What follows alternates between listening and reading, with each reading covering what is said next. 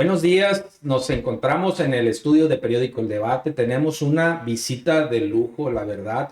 Nos encontramos en un contexto de violencia extrema y el tema del duelo, el tema de la pérdida, es algo con el cual las personas están lidiando, estamos lidiando todos. Y alguien que es experta en ese tema es nuestra invitada del día de hoy, Verónica de León Cuetos, de la organización, de la empresa Déjalos Ir por Amor, para entender lo que está pasando, para entendernos por lo que estamos viviendo y bueno, que nos dé claridad. Buenos días, buenas tardes. Bueno, buenos días, buenas tardes. Bueno, quiero empezar diciendo que Sinaloa estamos de luto. Sinaloa tenemos mucho tiempo con múltiples pérdidas, por lo tanto con múltiples duelos, y Sinaloa estamos de luto. Lloramos Sinaloa, lloramos Culiacán. ¿Y cómo? Esto no es nuevo, ¿no? A través de los años este Sinaloa del que usted habla ha estado en duelo, ha estado en luto. La gente ha aprendido a seguir adelante, a sobrellevar su situación adversa y a repararse a como puede. Sí, fíjese, Culiacán particularmente, que hemos estado hablando, que es el epicentro de toda esta violencia que vale la pena hacer un recuento. Venimos de un culiacanazo. Se cruza la pandemia del COVID-19. Luego, pues nos sorprenden con esta narcoguerra. Culiacán no ha visto la nuestra. No hemos parado de uno a otro evento que sale del control de las personas, de los gobiernos, y por lo tanto hemos estado en un duelo colectivo. Y entonces la gente dice, nos toca aguantar. Aguantar no es lo mismo que resiliencia. Puedo decir que tenemos una resiliencia colectiva, comunitaria, porque hemos aprendido a comunicarnos de otra manera. ¿Qué tenemos que hacer? Darnos cuenta de que estamos a estas alturas muy agotados emocionalmente, cansados. Los niños, los adultos mayores, las personas que tenemos que salir a trabajar, las autoridades rebasadas. Y algo que quiero decir Gustavo, que los militares de verdad son humanos. Y los reconozco, los de tránsito, la gente que está afuera, en el sol, en la lluvia, en la violencia. Pero veo a los militares con este sol abrasador, porque si por algo más nos tenía que faltar, llegó un calor extremo. Entonces, venimos sumando múltiples eventos que nos ha rebasado. Tenemos la tormenta perfecta, ¿no? Yo ahorita, le repito, estábamos ahí en un hecho en la colonia Chapultepec, donde no hay un asombro de nada, y hablaban en el en vivo de que hay una crisis de seguridad, tenemos una crisis económica, tenemos una crisis emocional, o sea, tenemos todo un conjunto de crisis alrededor de lo que está pasando en Sinaloa, ¿no? Tenemos crisis porque hay una migración silenciosa. Se han ido, y las estimaciones dicen 200,000 sinaloenses, culiacanenses se han ido. Es una migración que ha sido paulatina, que lo vemos en los trabajos, lo vemos en el cierre de los negocios, la pérdida de los empleos, la pérdida de las empresas, la pérdida de los niños que van a colegios particulares. Muchos colegios han cerrado, muchas empresas han cerrado. Entonces tenemos crisis económica, crisis en los empresarios, crisis de violencia, crisis de ansiedad. Y me faltó la última, la crisis política que también está. No, hombre, de verdad es que Culiacanazo, pandemia, narcoguerra, crisis de gobernabilidad, y de verdad estamos como huérfanos, porque estamos a la deriva. ¿Quién lleva el timón? Y yo ahí sí puedo decir quién es el valiente o la valiente que tendrá que tomar las riendas de un estado tan convulsionado y la capital está realmente fuera de control. ¿Qué ha sostenido a los culiacanenses? La solidaridad, el buen humor, que es parte de la resiliencia, el buen humor de los culiacanenses, la necesidad de salir a trabajar con todo y miedo. Porque, ¿qué ha pasado en este sentido que hablábamos ahorita antes de entrar? Que hay una insensibilidad de la sociedad en general. Hay una insensibilidad y hay esta falta de capacidad de asombro, pero es un mecanismo de defensa que ya tenemos porque estamos rebasados, oímos sin escuchar, ya no queremos más noticias, entonces ya cámbiale, ya págale, ya no me diga, ya no quiero saber. Están saturadas las personas, estamos saturados. Todos estamos saturados, ¿no? Claro, ¿qué está pasando? Están emergiendo las crisis de ansiedad, las crisis, los ataques de pánico de los jóvenes, de los adolescentes, porque, por ejemplo, estos jóvenes que nacieron o que han crecido en la pandemia, les toca esta situación y esto no es normal. No podemos acostumbrarnos a ver esta ciudad militarizada, con muchos retenes, con muchas personas que han muerto, y hay un subregistro realmente de las personas que realmente han muerto en esta guerra. Sí, los desaparecidos. Pues. Porque vienen los desaparecidos. Entonces, bueno, ahora además tenemos que cargar con un estigma muy negativo que es, se lo merecen, así les gusta. Sí, que tenemos el estado, la ciudad que tenemos porque nosotros la hemos construido, porque nosotros nos merecemos esto que estamos viviendo, ¿no? Y no es así. No, claro no que todos no. somos delincuentes, no todos andamos con armas ni con drogas en la calle, ni andamos peleando, ¿no? Pero el estigma es general, ¿no? Y es doloroso porque sales del estado, sale uno del estado o llega de la Ciudad de México, por ejemplo, en el aeropuerto. Nada más con decir voy a Culiacán, pues te mandan a un escáner especial. Y entonces, pues decimos, a ver, véame, digo, de verdad, yo no puedo traer nada, ni soy delincuente. Pero bueno, el protocolo ese es el protocolo y es parte de lo que tenemos o lo que hemos venido pagando. Gente de a pie, gente de trabajo y que nos tratan igual a todos, ¿no? Verónica, me gustaría que empezáramos, aunque ya empezamos, que habláramos primero de los niños. O sea, hay heridas al adulto, al joven, pero háblame de los niños, que estos que crecieron en medio de un contexto que no tomaron la decisión de lo que está pasando, sino que eso les tocó. Su cuna fue ese contexto de violencia, perdón. Háblame de qué heridas están afectando a nuestros hijos, a los niños, y que nosotros también como padres, quizás por mantenerlos alerta de su entorno, de que se cuiden, quizás también los estamos dañando, ¿no? Mucho. Yo creo que esta niñez habría que seguirla en el tiempo, cómo va a repercutir su salud mental. Primero, son niños que viven en la guerra y dicen, no estamos en guerra, pero todos los días hay muertos. Todos los días hay muertos, todos los días hay desaparecidos.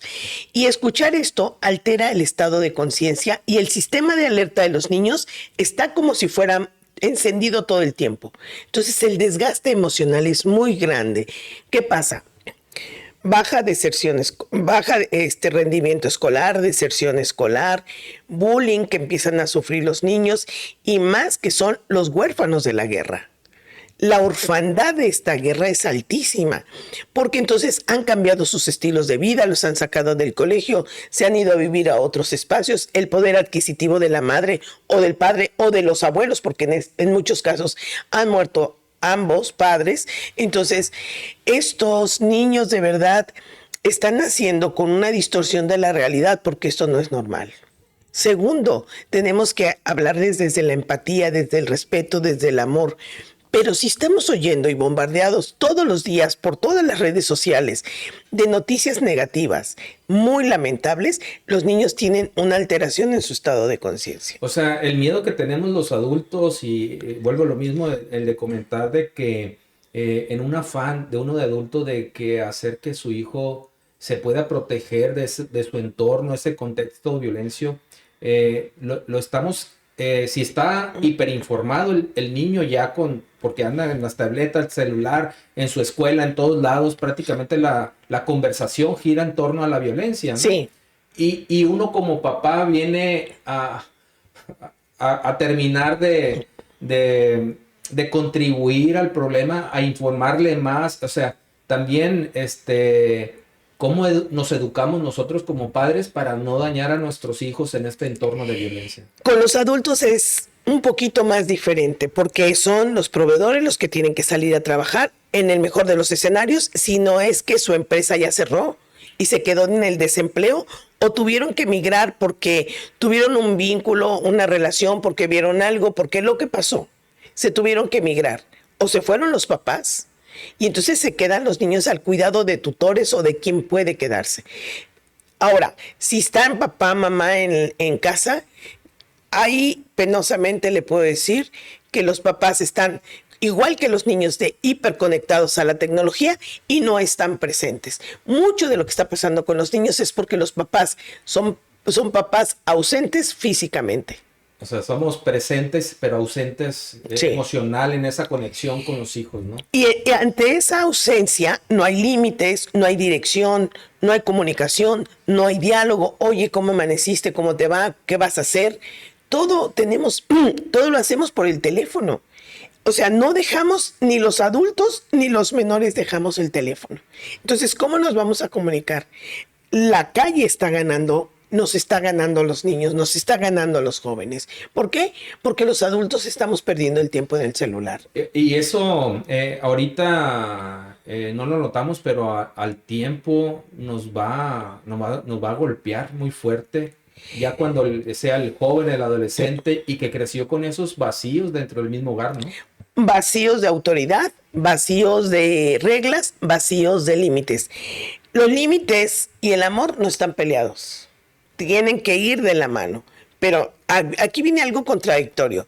No dejo ir a mi hijo a tal lugar, a las tortillas, al súper, a hacer algo porque la violencia está fuerte. Pero vean las noches, los antros están llenos. Y las jóvenes también están alcoholizadas, los hombres y las mujeres están alcoholizados, pero no pueden ir a las tortillas a mediodía. Es como un doble discurso, como una doble moral también. Penosamente sí.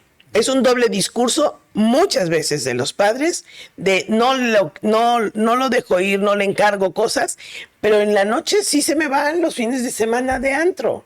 O con los amigos, o lo que ahora se estila es, se fueron a la casa de los amiguitos, pero ahí se alcoholizan, ahí pueden hasta, bueno, los problemas del accidente de auto es porque van entre el celular, exceso de velocidad y alcohol. Entonces, pues, ¿dónde están los papás? ¿Dónde están las mamás? Continuando con el tema de los jóvenes, los niños, los jóvenes, y ahorita... Antes de entrar a la charla nos dabas nos enumerabas una serie de cosas que van a girar en torno a los jóvenes. No van a tener, ¿qué nos decías? Les comentaba que la generación X, la generación que ya hemos envejecido y que somos la generación que se empieza a morir. Pero viene la generación Z.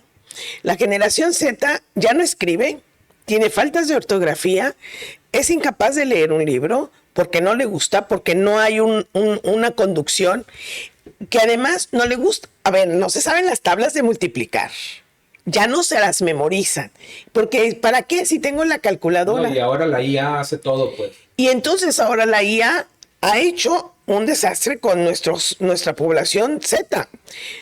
Comentábamos que nuestros papás, con menor escolaridad, construyeron una casa, compraron auto, nos mandaron a la escuela, se jubilaron. En el mejor de los escenarios tienen pensión o una jubilación. Y nosotros que somos de la generación, porque ellos son de la baby boomer y nosotros somos como de la generación X, con mayor escolaridad, difícilmente estamos teniendo una casa, un auto y posiblemente rayando para alcanzar la pensión. Pero la generación Z no va a tener auto, no va a tener hijos, no va a tener jubilación y no quieren estudiar una profesión. Yo solamente les Oye, preguntaría. todos quieren ser influencer ahora. Todos quieren ser influencers. Entonces, en el diplomado de gerontología que imparto, les pregunto, ¿qué médicos nos van a cuidar cuando creen que todo es con inteligencia artificial? De no leer un libro al año. La tecnología no está peleada a final de cuentas con el Es una crecimiento herramienta. personal, es una herramienta, pero ya cuando se vuelve tan indispensable, perdón, para que no puedas ni hacer nada si no lo haces, esa dependencia también está causando mucho daño, ¿no? Y está causando mucha adicción porque nomás no hay internet o se te está descargando el celular. Crisis. Y es una crisis, un descontrol. La baja tolerancia a la frustración en los niños y en los adolescentes es altísima.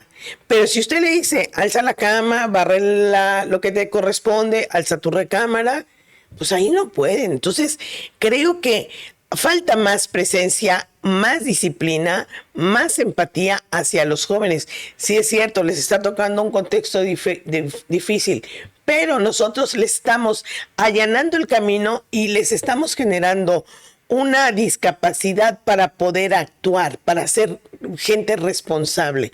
Entonces, aunado a este contexto de violencia, bueno, ¿en dónde están los muchachos? Y ahorita, bueno, ya platicamos sobre el tema de los jóvenes y este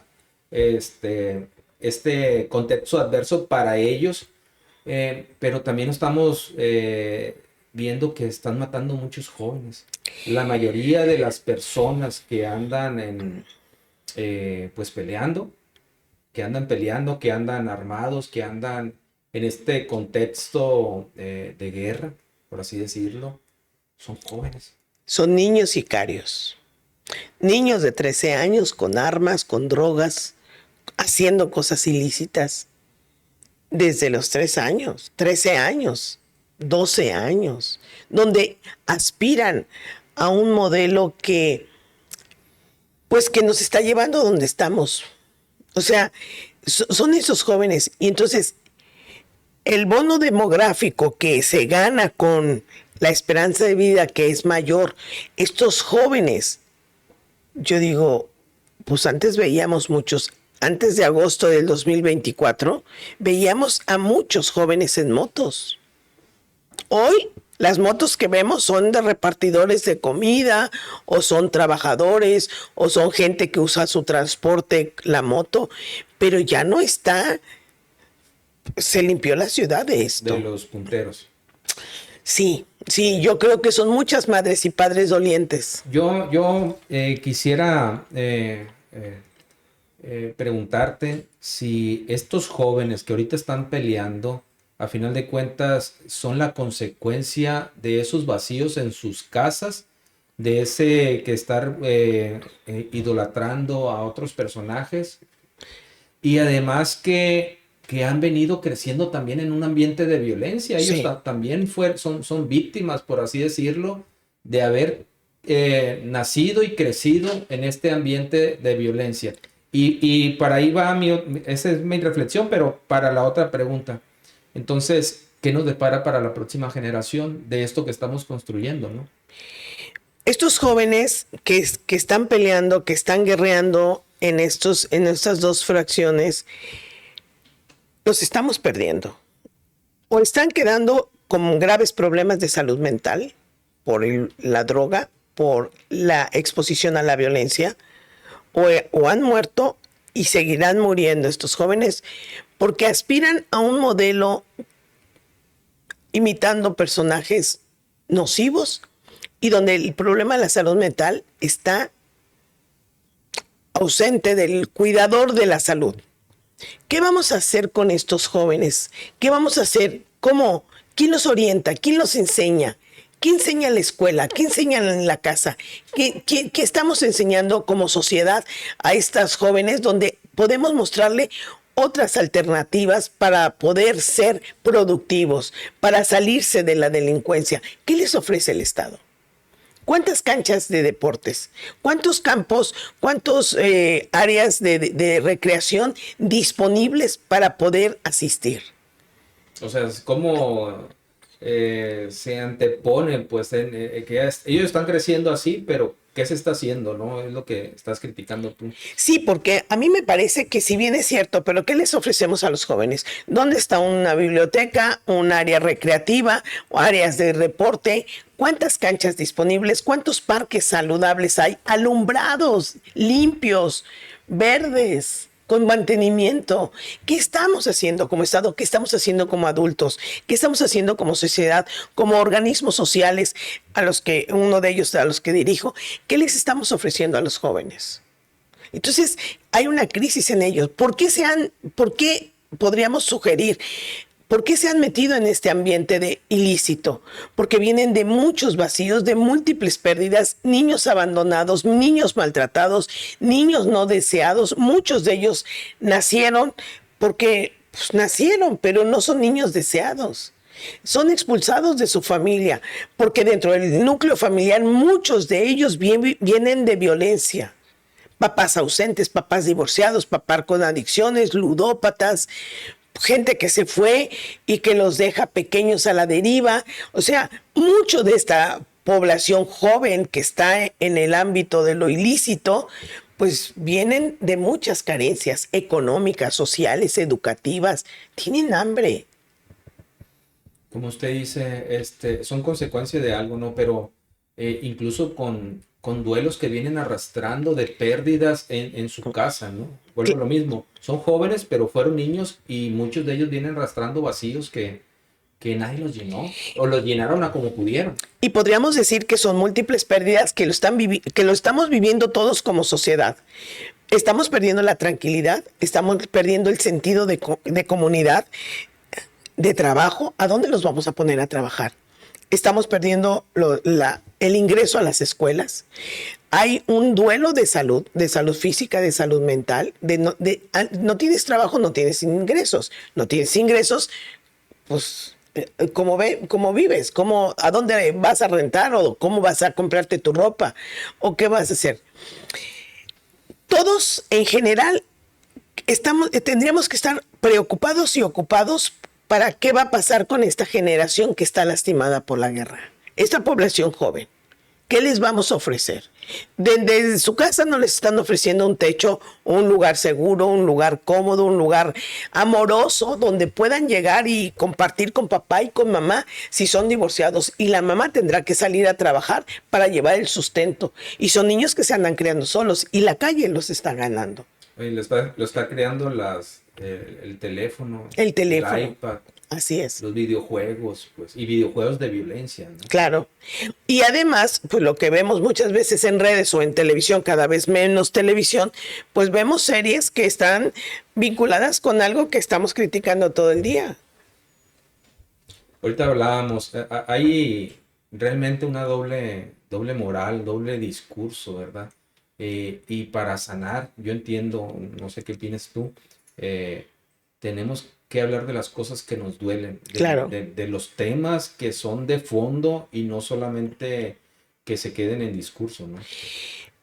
Tenemos que ponerle nombre que estamos en luto, que nos hemos sostenido porque somos gente muy aguantadora. Hemos aguantado mucho, pero hay un cansancio. Y que estamos sosteniendo a la población joven, a la población anciana y a la población menor.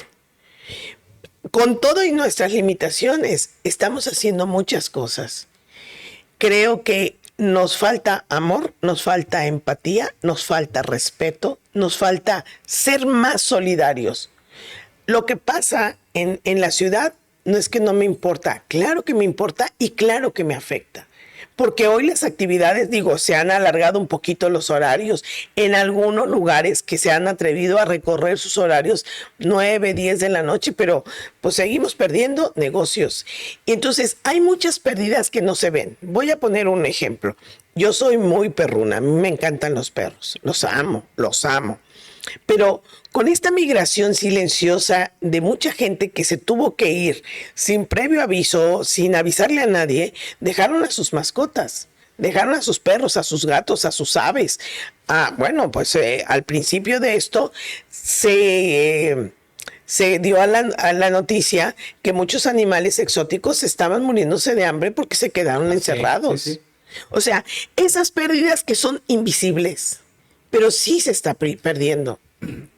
Acá fue para, perdón, para los rumbos de Lota, creo, donde incluso dejaron un león amarrado Sí, a un claro. árbol. Sí, Y también ahorita eso que comentas, también se viralizaron por ahí unas imágenes a los primeros meses de esto, que llegaron unos delincuentes, balearon un domicilio, tumbaron el portón y salieron los perritos claro. que estaban viviendo ahí, ¿no? Que también son víctimas, ¿no? Son víctimas, entonces se están quedando y muchos de ellos se fueron a la calle.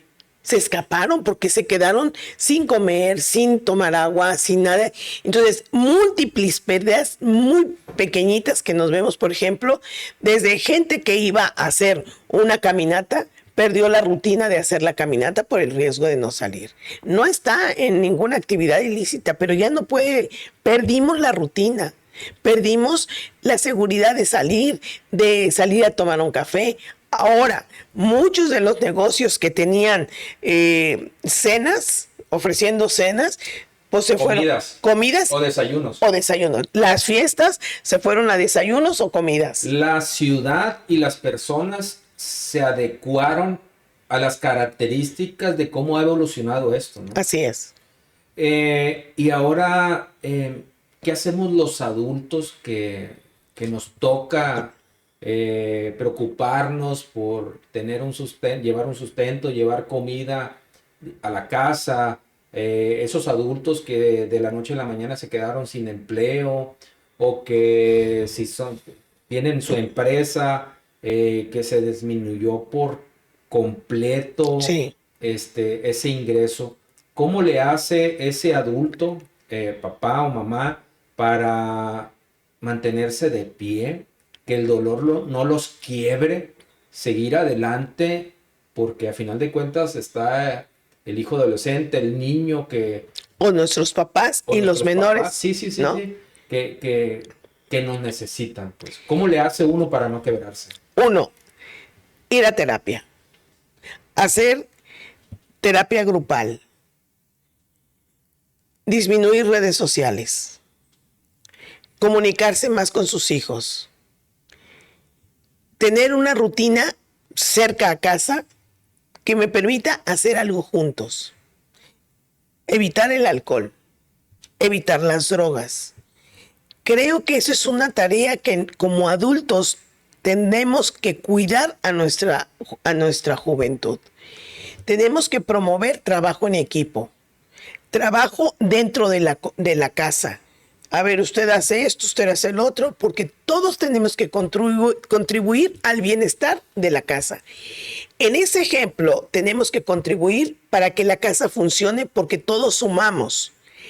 Entonces, si nos vamos al ejemplo de la ciudad, todos tenemos que contribuir, ser solidarios, ser respetuosos, no pasarnos el alto, respetar a las autoridades, a los oficiales que están custodiándonos, los de tránsito, los militares, ser respetuosos, ser solidarios.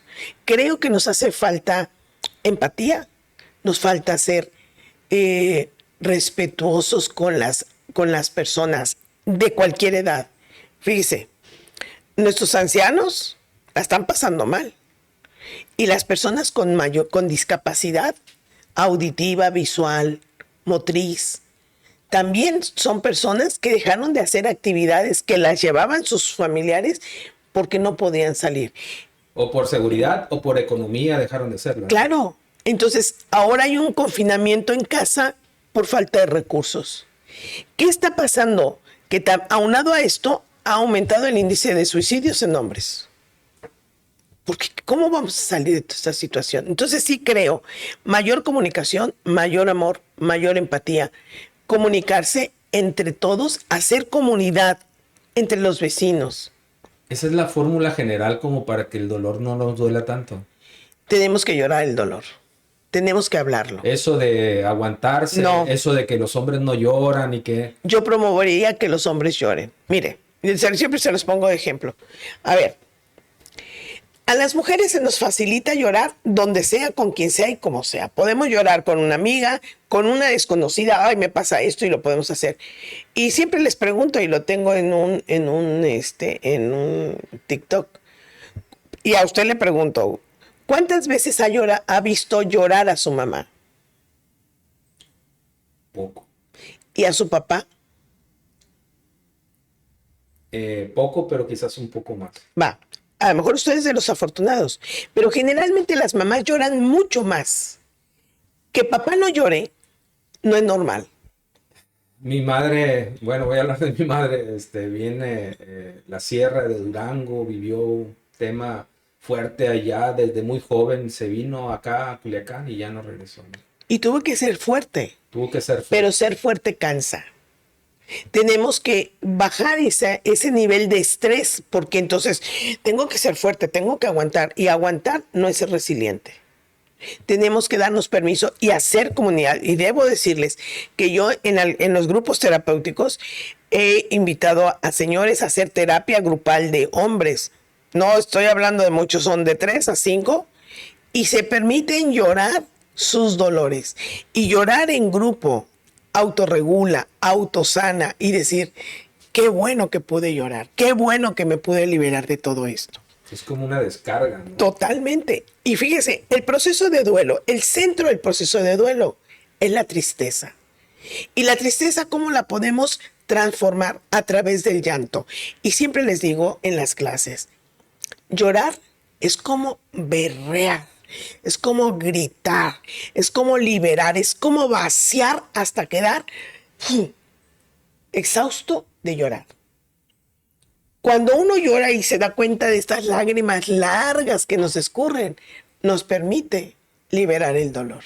¿Cuál es el camino hacia ser resilientes y no equivocarnos hacia el camino al ser fuertes? Sí. Porque en general pareciera que aquí nos enseñan a ser fuertes y no resilientes.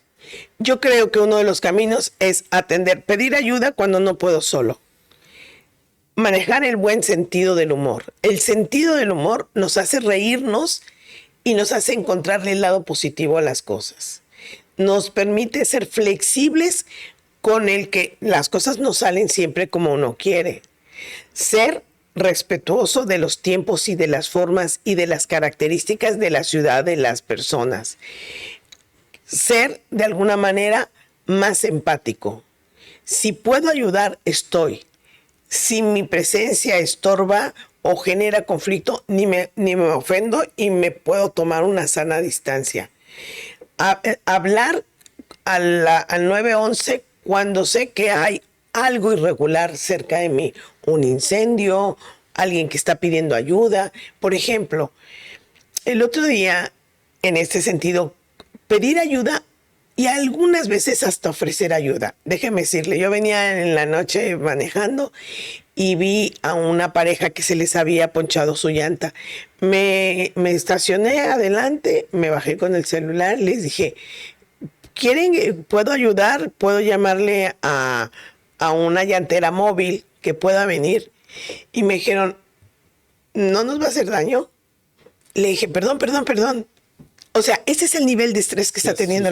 Se asustaron. Pero yo llevaba el teléfono en la mano. Le dije, ¿le puedo llamar a la llantera móvil? ¿Se ponchó normal o era un ponchallantas? No. Se ponchó. O sea, como que si se los hubiera bajado, porque ahí tenían el gato y estaban haciendo malabares y era en la noche.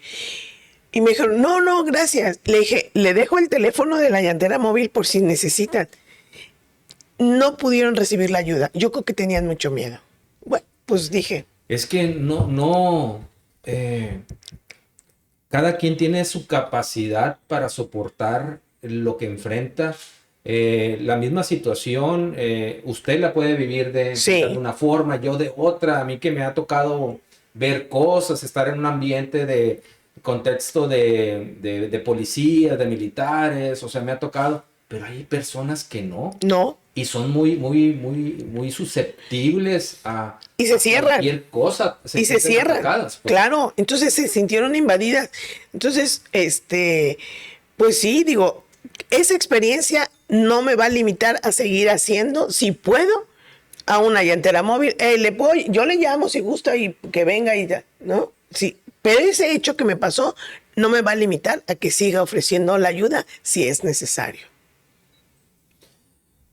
¿Cómo, y ya hablando más directamente del tema del duelo, de la pérdida, cómo, cómo nos curamos como sociedad con estas vacíos que se están generando? Ahorita enumerabas unas ciertas fórmulas y nos decías que hay que llevar terapia y en la medida de lo posible las personas seguramente lo llevarán, pero ¿qué se puede hacer desde la casa, desde el hogar, desde el sitio donde se van generando esas pérdidas de personas, las ausencias por los desaparecidos? ¿Cómo le hacen las personas para curarse el sol? A veces es muy difícil. A veces habría que preguntar. Yo generalmente le pregunto a alguien que tiene un ser desaparecido, que no significa que esté muerto. Una persona desaparecida no significa que se murió. Hasta que hay una constancia, Sí. ¿no? Mientras no haya esa constancia, no podemos hablar. Y tampoco hay cierre. Y hay gente que tiene años esperando. Claro, entonces no pueden solos, entonces hay que trabajarlo, porque en algún momento tenemos que hacer un alto. Por salud mental lo tenemos que hacer. Entonces, cómo le hace estas personas? A veces solo no podemos, tenemos que pedir ayuda. Tenemos que buscar ayuda terapéutica con un profesional, con un psicólogo, ir a asistir a alguna institución. Y la otra, yo generalmente les pregunto a las personas cuando llegan, ¿cuáles son sus recursos personales con los que le ha permitido avanzar en la vida? Por ejemplo, practicar su fe, ser tolerante, ser comunicativo, acercarse con sus amigas, por ejemplo, ayer veía a una persona y me dijo, antes de venir contigo, pasé a la iglesia y fui al Santísimo y me quedé 1 hora porque dije, bueno, todo esto me va a ayudar. Claro, cada persona va encontrando sus formas de poder sostenerse y caminar, pero cuando no podemos solos, hay que pedir ayuda. Eso que decías es que personalizan, ¿no? Cada quien lo que te sume. Sí, claro. Lo que te sume para hacerte sentir bien, sí. Déjalo. Y eso es parte del conocimiento personal. ¿Hasta dónde eres capaz de darte permiso de decir no puedo solo? El lema de déjalos ir con amor lo tengo muy presente y cómo lo entendemos. Aquí teníamos una compañera, ya no trabaja con nosotros, pero él perdió al papá de manera violenta. A ella yo recuerdo que le decían mucho, porque ponía su fotografía del papá, ponía un pequeño altar y hablaba con él y me acuerdo que le decía a la familia, ya déjalo, ya suéltalo, ya déjalo, él ya no está con nosotros, ¿no? Pero fue con ustedes ahí, creo que está aquí por la Guadalupe, no me acuerdo dónde está. Y algo que le dijeron, no, sigue platicando con él como si estuviera vivo, nada más es aprender a vivir con la ausencia física, pero como si la persona estuviera ahí. ¿Cómo entender eso? Por ejemplo, debemos entender que cuando alguien muere, muere. No se fue de viaje, no está de vacaciones, no se fue a trabajar a otro lado. Es como ponerle sí se murió. Si hubo un cuerpo y hubo un funeral, se murió. Por lo tanto, nuestros muertos van al lugar, por eso se llama Camposanto. Se van al panteón. O ahora que se ha usado mucho la cremación, se va al nicho, donde puede ser en la iglesia o puede ser ahí, en el panteón. Hay recursos evocadores. El altar es un recurso evocador del duelo. Un recurso evocador puede ser la fotografía. Puedo hablar, sí, pero no me va a contestar. Tengo que ser consciente que eso es pasajero. La fotografía, prepararle la comida, ir al lugar de preferencia, contar sus anécdotas, escuchar música. Esos recuerdos evocadores me ayudan a transitar el duelo y a darle un nuevo No significado. es como revivir el dolor. No. Bueno, aunque se reviva el dolor, hay que llorarlo. Entonces, por ejemplo, ese altar no es para siempre. Ese altar es un recurso que me permite transitar la pérdida, porque tengo que ver la personalidad, la edad, el apego. Hay gente que pasa 40 años y no puede donar la ropa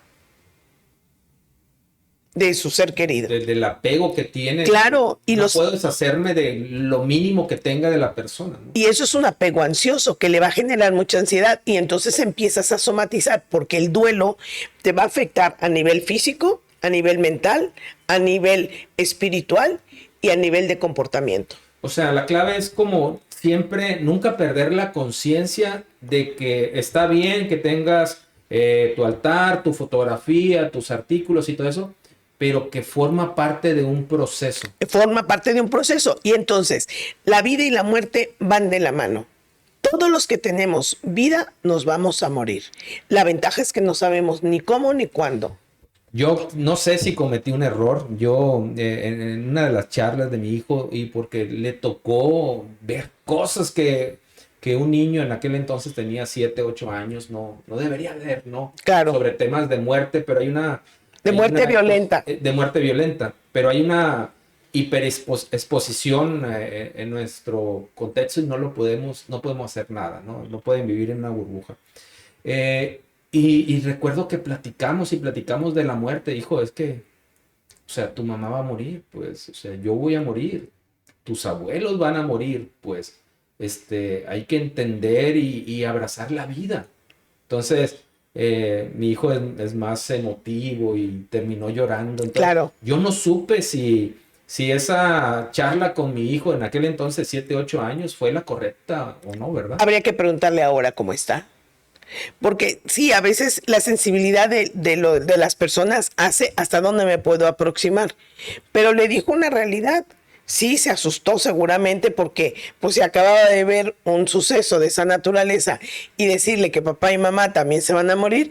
Cuando pregunten los niños, ¿te vas a morir? Sí, pero ahorita no. Tú y yo vamos a estar bien y nos vamos a cuidar.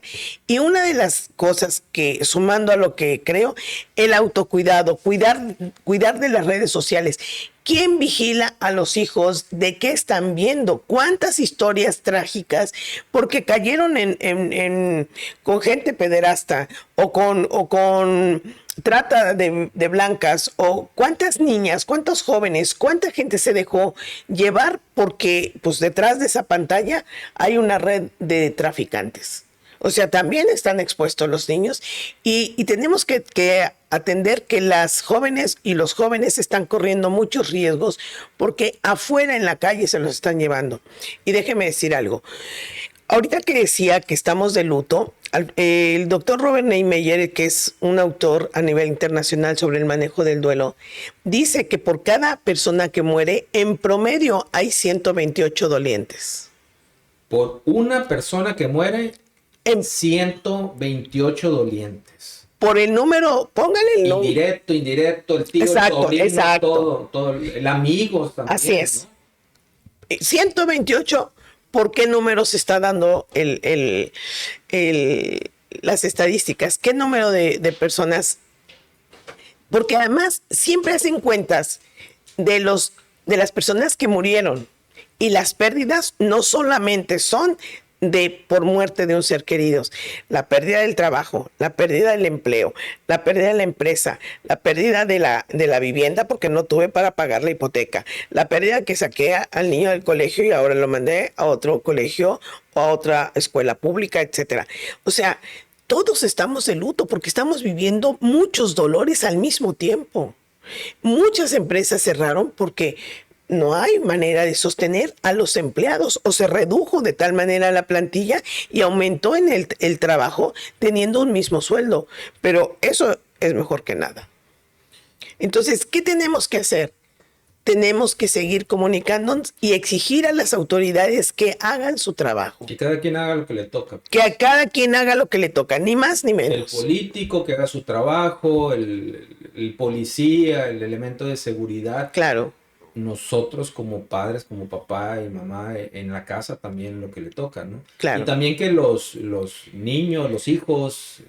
Tenemos que enseñarlos a que se autocuiden, que se comuniquen. Y yo les pregunto, ¿cuál es su 911? ¿Quién es tu 911 si tienes una emergencia?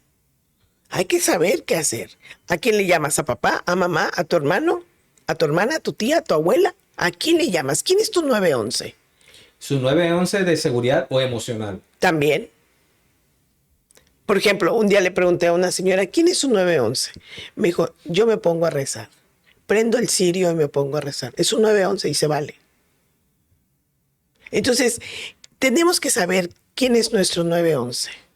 Emocional o físico o espiritual.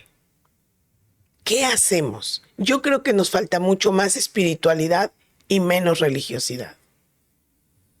He comentado por ahí de que Culiacán es un gran laboratorio, ¿no? Esto que estamos viviendo no lo hayamos vivido, yo creo. Ya hemos tenido muchos conflictos. Hablábamos del 2008, pero más atrás también hemos tenido. Claro. Ha habido situaciones y todo esto, ¿no? Pero esta situación, este conflicto en particular, que inició en septiembre del 2024 y que llevamos ya casi los 2 años, tiene sus particularidades, ¿no? Tiene particularidades y este es el resultado de lo que no se resolvió allá atrás. En los años, esta es la cereza del pastel. Porque hubo muchos gobiernos omisos, irresponsables, que dejaron crecer este cáncer. No, esto no es nuevo, esto es una consecuencia. Y si estamos viendo esto, no vamos a ver resultados. No, y el tema es qué se está haciendo ahorita, claro, para sanar los problemas del futuro. Claro. Que no sea solamente la consecuencia de tratar de combatir con seguridad, con armas, guerreando de frente, sino cómo sanamos desde el interior cada quien para tener un mejor futuro, ¿no? Mire, déjenme ponerle una experiencia institucional. Nosotros hicimos un acopio de libros, hicimos una solicitud a la población que nos donara libros. Teníamos rentada una casa en Abolato, antes del 24.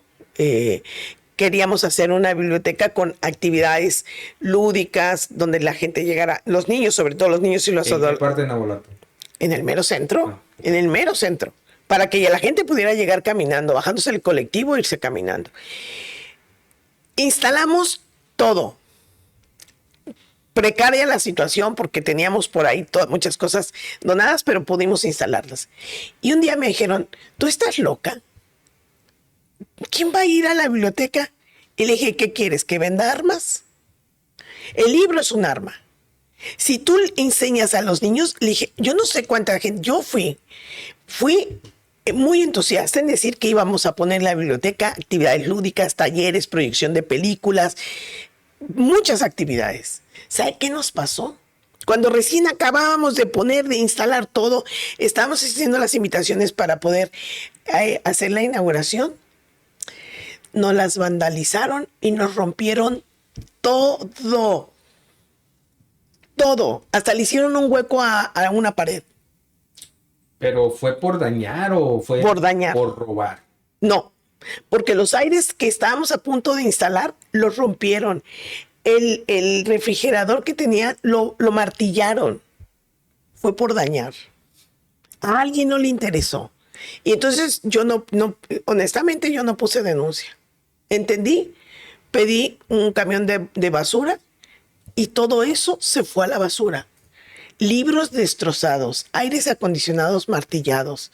Y entonces dijo, a ver, ¿vas a volver a intentar? Sí. No voy a ir a Nabolato, pero pondré en otro espacio, porque hoy tenemos una crisis ¿y qué hacemos con tanto libro? Primero porque ya no se imprimen. Sí se venden, afortunadamente, ¿no?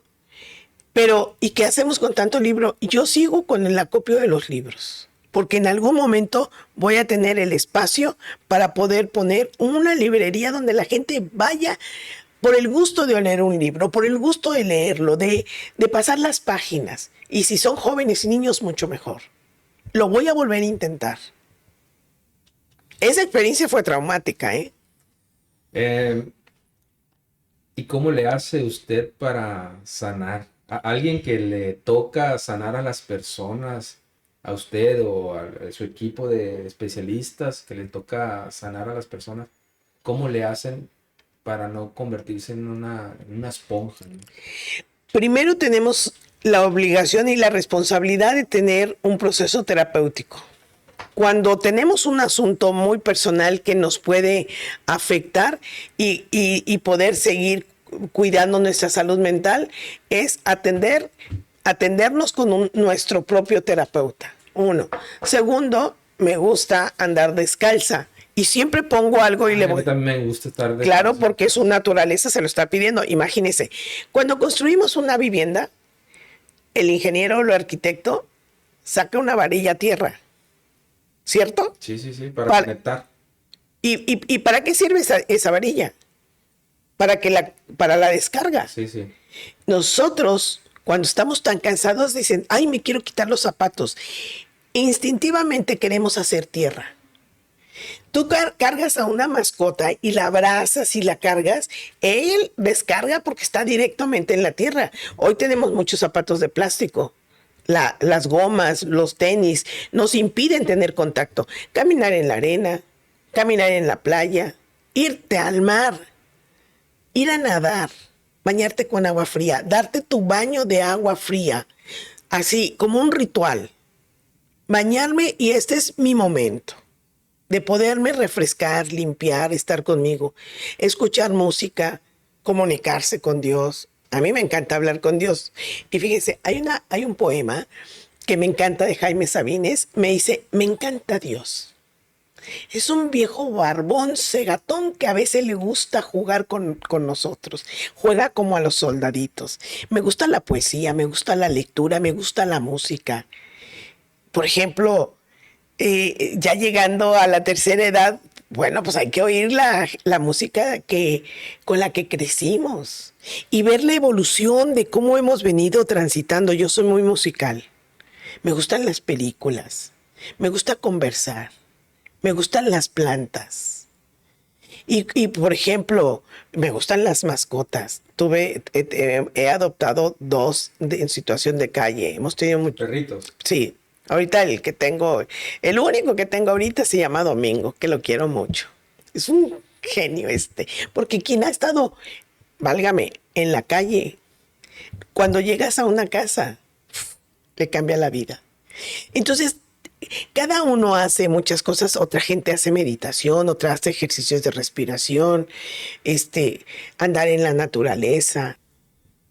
Me gustaría que nos hablara de qué forma influye el tema de la culpa cuando hay un proceso de duelo. La culpa es el gran saboteador.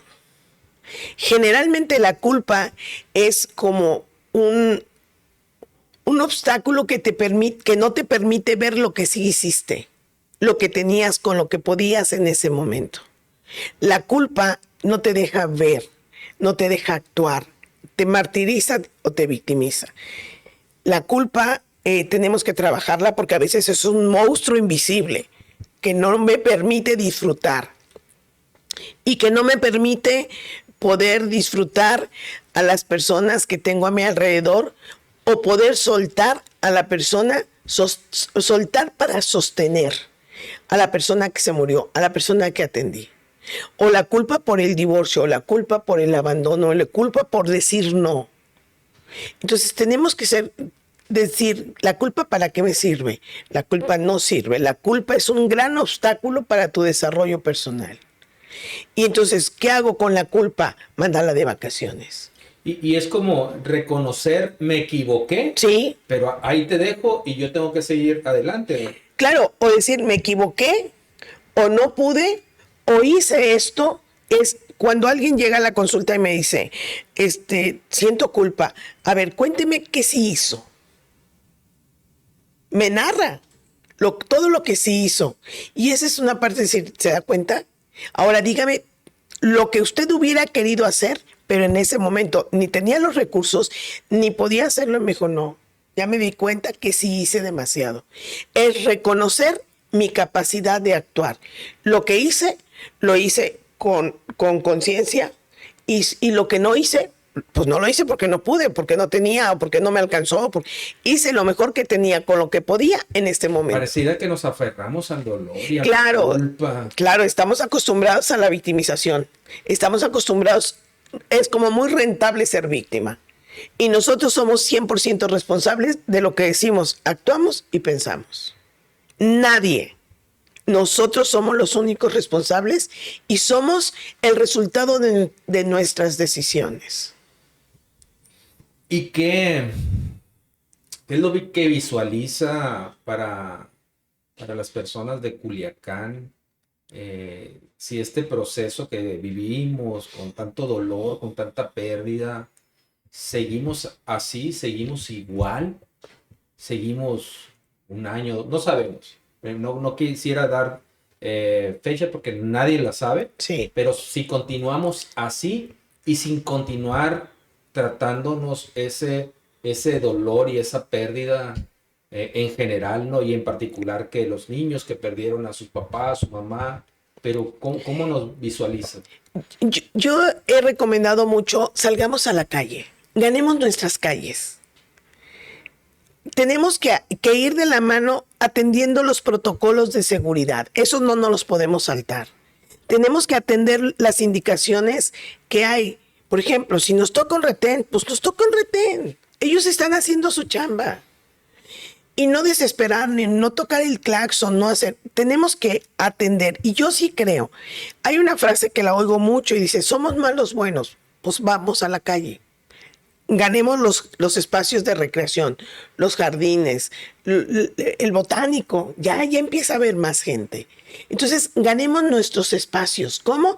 Pues vayamos todos en grupo, hagamos comunidad, seamos más amorosos con nosotros, con la familia, comuniquémonos más, porque mire, si dejamos que los políticos hagan su chamba, ellos están en otra tarea, en otra acción, y que bueno, entre paréntesis, pues cuando vengan las elecciones no la tendrán tan fácil, porque estamos muy cansados y no sabemos para dónde ir. Tenemos crisis en todos los sentidos y muchos ya están pensando en la próxima elección. Ellos ya están pensando en el 27 y nosotros estamos pensando cómo vivimos todos los días. Y entonces, ¿qué creo? Que hacer comunidad empieza con papá y mamá, y con los hijos, y con los abuelos, y con los tíos, y con los amigos, y con los vecinos de junto. Si no hacemos eso, pues algo que ha funcionado a lo largo de la historia es divide y vencerás. Tenemos que hacer más comunidad. Tenemos que salir más a la calle. Y creo que esa parte entre la terapia, el desarrollo de la espiritualidad, la comunicación, el amor incondicional, de verdad, parece raro, pero tenemos que ser amorosamente incondicionales con los demás. Bueno, vamos a terminar llorando aquí.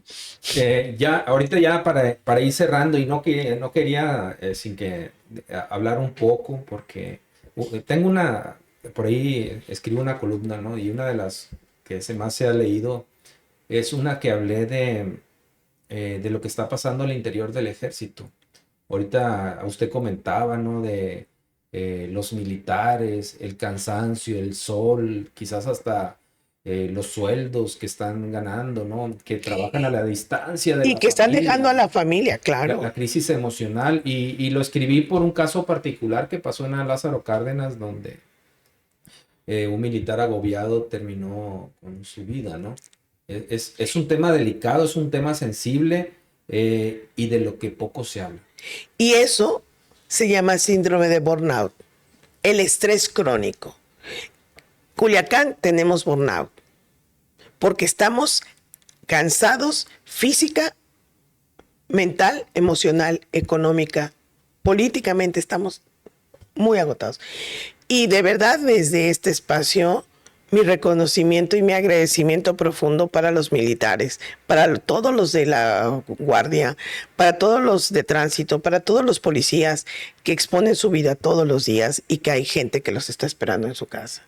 Y que ellos están siendo el muro de contención para que esto no se desborde. Pero muchos de ellos están muriendo o están estresados o están enfermos. Veo sus rostros cansados, estar con esas ropas, con esa máscara, ese casco, con este sol tan abrasador. Dices, ¿será necesario? Estamos en un estado de salvajismo feroz, pero tenemos que voltear a vernos y voltear a ver nuestra humanidad. Nosotros los civiles tenemos nuestras complicaciones para tratar de curarnos, de sanar, de ser resilientes y no ser fuertes, pero ¿cómo le hace un militar donde todo es muy estricto? ¿Qué consejo le daría si nos está escuchando un militar, que creemos que sí? ¿Cómo le hace él para tratar de no desfallecer, seguir adelante y con su situación muy particular, ¿no? Yo esperaría que las rotaciones, los turnos sean sean más flexibles porque están muy expuestos a mucha tensión, a mucha emoción. Pero si van a su casa, que sea su fuente de inspiración, que logren disfrutar su familia, sus hijos, su esposa, sus papás, sus hermanos, que no hablen de este tema que se quede aquí, ¿no? Pero si van a su comunidad, a su lugar, a su casa, que puedan estar en su familia, que puedan practicar alguna actividad como la respiración, la meditación, la comunicación con sus creencias, desarrollo de alguna actividad recreativa, que vayan al mar, que vayan a la naturaleza, que cuiden a sus mascotas, que se comuniquen con los amigos. Las amigas son espacios saludables para podernos reír de todo, de verdad. Yo cuando logro reunirme con mis buenas amigas, nos reímos de boberías, no sabe, de verdad, y agradezco a este grupo que ha sido amorosamente de contención, porque nos podemos reír de todo y de verdad nunca hablan un tema que pueda provocar como el asunto terapéutico. No, allá es para reír, para irnos a comer, para irnos a desayunar, y se puede. Yo creo que el buen humor ahorita, y yo les diría, por ejemplo, cuando paso por cerca de los retenes, tratamos, mi esposo y yo, de saludar, buenos días, buenas noches, buenas tardes, y una sonrisa. Creo que la amabilidad ayudaría mucho a... Y en general son muy respetuosos. Muy respetuosos. Entonces, de verdad, mi reconocimiento y mi profundo agradecimiento para ellos. La verdad, estoy muy agradecido porque aceptó la invitación. Esta es su casa. Muchas gracias. Si usted quiera venir aquí o contarnos algo, este es un espacio que está para usted. Y a manera de cierre, ¿qué nos podría comentar sobre esta situación que estamos viviendo y que muchos quisiéramos que se terminara mañana? Fíjese que hay una frase que cruza el cristianismo. Ama a tu prójimo como a ti mismo. Si realmente somos practicantes o somos creyentes o nos comunicamos con nuestras creencias, con esta espiritualidad, ama a tu prójimo como a ti mismo. Y fíjese, la palabra amén lleva un acento en la E. Amén significa así sea. Pero si le quitan el acento, se dice amén. Pues practiquemos el amor. Practiquemos la resiliencia. No hay otra cosa que practicar el amor. El amor transforma. El amor nutre, el amor construye, la solidaridad. La resiliencia está marcada por el amor, por la empatía, por el respeto. Y yo creo que tenemos que amarnos, tenemos que hacer de esta comunidad, que digan Culiacán, son fuertes, pero son amorosos, son fraternos. Me gusta esas carnitas asadas donde hay una manifestación de afecto. Hagamos hagamos. Y hay acciones, hay tareas, hay grupos que están haciendo lo suyo, están contribuyendo. Vamos, sumémonos a eso. La verdad, muchas gracias. Me quedo con muchos aspectos que anoto para mi vida personal, porque cada quien tiene que aprender a construirse, a repararse, y para seguir adelante y para que las nuevas generaciones también lo hagan, ¿no? Me quedo también mucho con el tema de hacer comunidad, hacer solidarios. Yo por ahí digo también, si vas a comprar 3 tamales, cómete uno, guarda uno y el otro regálalo, Sí, ¿no? claro. Y porque si estamos esperando respuesta del gobierno, las autoridades, de la situación, pues nos vamos a quedar ahí. Tiene la solución parte de uno mismo. Y fíjese, déjeme cerrar con esto. Cuando acompaño a las personas a bien morir en su casa, Perdona, ¿qué? a morir, las personas que están graves en fase terminal, es acompañarlas a bien morir, que su muerte sea ligera y que los que están dolidos se queden en paz, con total aceptación y profundo cariño para el que se va. Y siempre les digo, no te quedes con besos, no te quedes con abrazos, no te quedes con te quiero. Vive el presente, vive ahora, vive aquí. Hoy estamos vivos, al rato no sé. La gente dice mañana, no, mañana es muy futuro. Vive ahora, vive el presente. Aprendamos que esto nos enseña a transformarnos como sociedad. Esto que nos está pasando es para sacar lo mejor de nosotros. En las grandes crisis, ¿sale lo mejor o sale lo peor? Saquemos lo mejor de nosotros. Hagamos comunidad. Y una pregunta ya para el proceso del duelo de alguien natural que tiene una enfermedad o algo, ¿qué tanto dura respecto a alguien que tiene un proceso de una muerte violenta? Hay dos tipos de duelo. El duelo normal, como el de, pues murió por enfermedad, murió por vejez, murió porque pues se quedó dormido, y un duelo complicado. Un duelo complicado implicará mayor tiempo, mayores recursos personales, mayores recursos terapéuticos. Un proceso de duelo implicará tanto como la persona, su personalidad, su formación. Y ahí el duelo es único, es personalísimo y la gente va a su ritmo y a su tiempo. Pero es más complicado cuando es violento. Sí, claro, por supuesto. Pongo un ejemplo. Atendí a una persona que su hijito sano salió, se cruzó en una bala, se murió. Y cuando la veo y me dijo, es que yo he pensado que mi hijo se fue de viaje o como que se fue a otro país. Y es como, le dije, a ver, no, su hijo murió y quiero que me diga cómo murió. Cuando terminamos el proceso de la terapia, después me narra y me dijo, lloré como no tienes idea porque yo pensé que estaba fuera y ahí me dio el golpe de realidad. Claro, la aceptación del principio de realidad es una de las tareas que tenemos que hacer cuando hay un duelo complicado. Porque es ubicarla en el momento. Nárreme qué pasó, qué fue, dónde estaba usted, qué estaba haciendo, de qué ropa estaba vestida, quién le dio la llamada, cómo la tomó, cómo reaccionó. Y cuando hacen una narrativa, esa complejidad empieza a acomodar el rompecabezas. Hay el duelo normal y el duelo complicado. Y el duelo complicado es por suicidio, por homicidio, por una muerte repentina, por un accidente o por una desaparición. Qué triste, ¿no? O sea, y ver, pero para que algo sane se tienen que hablar las cosas. Sí, hablar y llorar y resignificar y volver a vivir.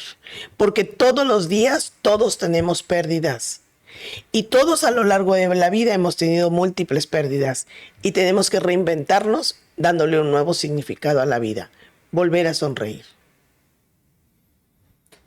Pues la verdad, muchas gracias de nueva cuenta, gracias por aceptar la invitación, por estar con nosotros aquí en este estudio que ya lo tenemos en forma y... Está bien bonito. Sí, ¿verdad? Sí. Muchas gracias. Pues nada, Muchas gracias y hasta la próxima.